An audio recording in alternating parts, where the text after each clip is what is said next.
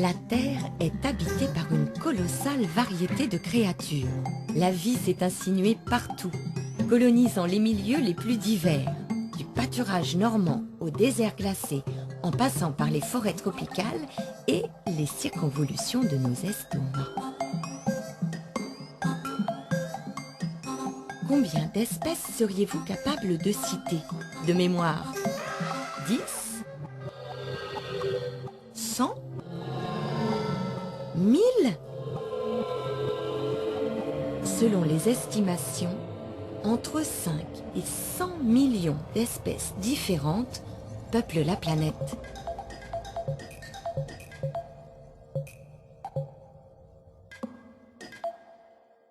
Parmi ces millions d'espèces, il y en a de toutes les formes et de toutes les couleurs.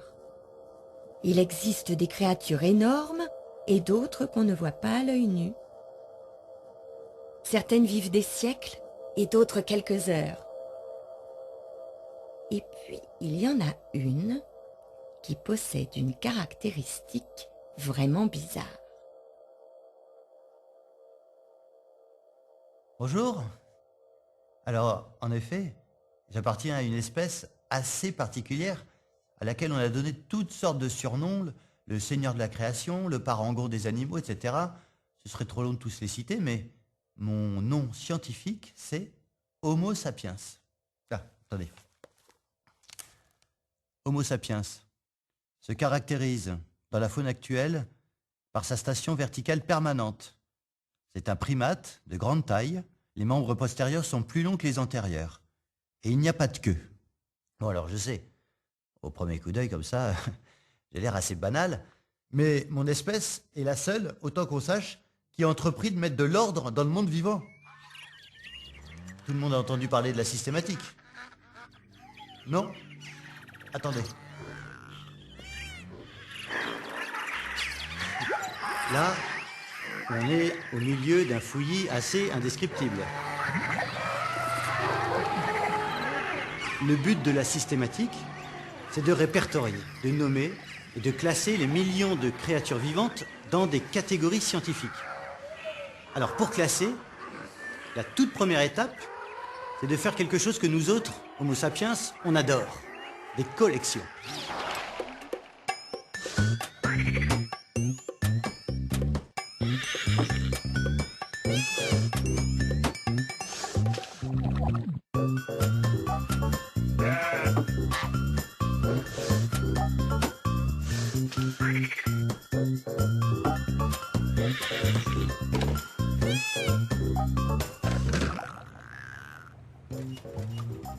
Si on additionne les pièces entreposées dans les collections du monde entier, on dépasse allègrement le milliard de spécimens. Le Muséum de Paris, à lui seul, en conserve 80 millions.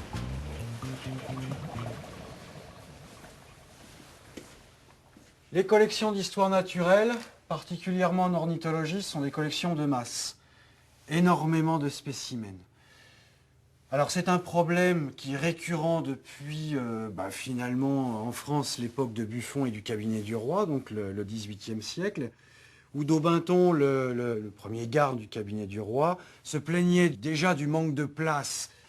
Aujourd'hui, ici à la Zoothèque, on évoque la même chose. La place, il n'y en a plus de disponible. En 1793, à l'émergence du Muséum national, le nombre d'oiseaux est de 450. Aujourd'hui, il est de 155 000. Alors évidemment, le rythme de description, au moins en ornithologie, se ralentit beaucoup, mais on trouve encore des choses nouvelles. Et la question c'est, est-ce qu'on va arriver un jour à tout décrire ?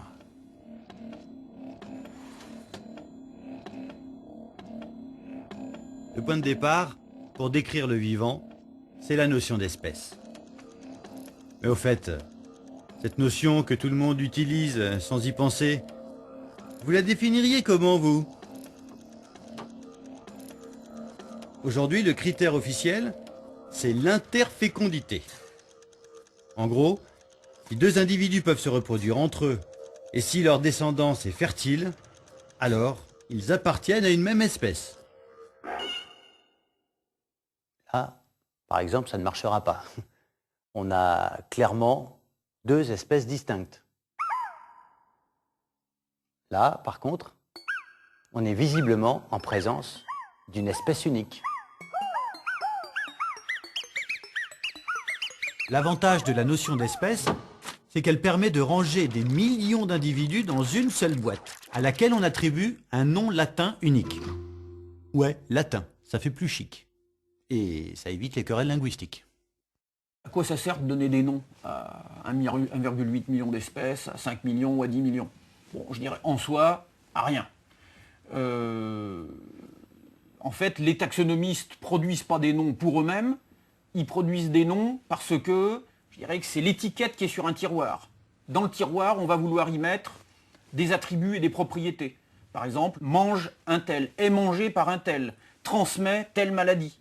C'est pour ça que le métier du systématicien, c'est de faire en sorte que chaque espèce soit désignée par un seul nom et que chaque nom ne désigne qu'une seule espèce.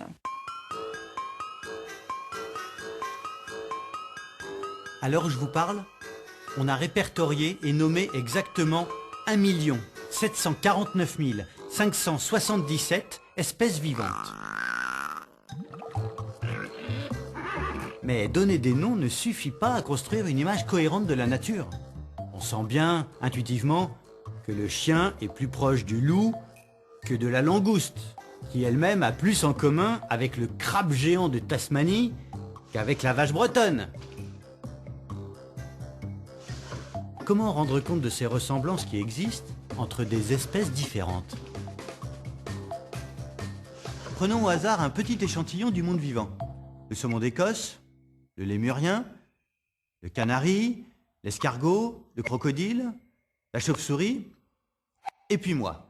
Pour faire un classement, il faut choisir un critère.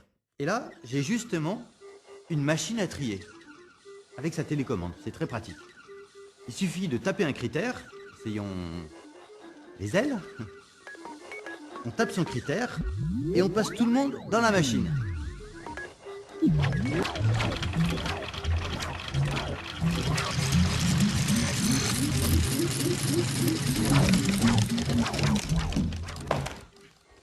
Et on obtient deux groupes. Ceux qui ont des ailes là-bas et ceux qui n'en ont pas ici. Prenons maintenant les pattes.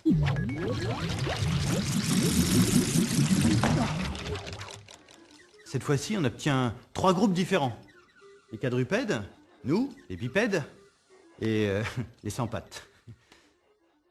Le problème, c'est que chaque caractère semble aboutir à un résultat différent.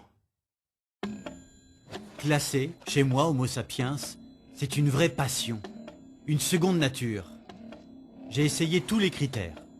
Taille, durée de vie, ordre alphabétique, répartition géographique, mode de reproduction, habitudes alimentaires. J'ai inventé 1000 systèmes de classification, du plus primaire au plus subtil, du plus rationnel au plus arbitraire, comme dans cette ancienne encyclopédie chinoise évoquée par l'écrivain argentin Jorge Luis Borges. Les animaux se divisent en A. Appartenant à l'empereur. B. Embaumé. C. Apprivoisé. D. Cochon de lait. E. Sirène. F. Fabuleux. G. Chien en liberté. H. Inclus dans la présente classification. I. Qui s'agitent comme des fous. J. Innombrable. K. Dessiné avec un pinceau très fin en poil de chameau. L. Etc.